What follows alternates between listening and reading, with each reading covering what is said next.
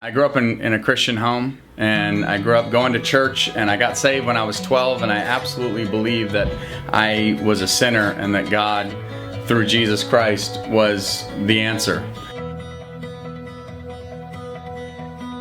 But somehow, along the way, I got into doing my own thing, and there's a scripture that says there's a way that seems right to a man, but in the end it leads to death. And after kind of tripping over my feet, my whole entire childhood and into my teens and into college, I finally got to the place where I was just like, I can't do this. I can't do this. I can't win. I don't know how to walk with God.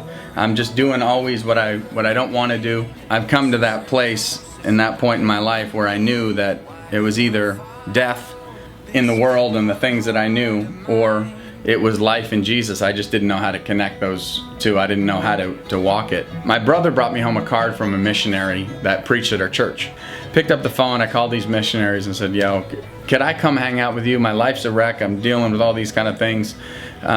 Would you let me come? And I think I need this. I think this is what God's calling me to do. He said, well, let me call your pastor. And I said, you don't want to do that, and believe me, you don't.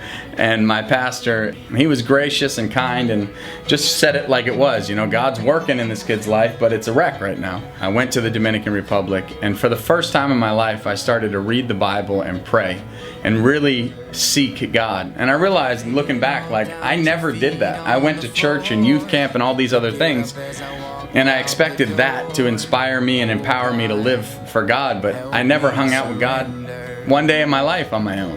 I really found that, this was a relational journey that we're on. That church and service and camps and music and gifts and all these things, they're secondary to knowing God. There's no way that you can come into the presence of God and seek His face and not be changed by His Spirit. I mean, it's the same Spirit that raised Jesus from the dead is right there, waiting for us to invite Him in. I read the Word, I prayed, God changed my life, and I said, Lord, if I could be used by You, I would do whatever I could.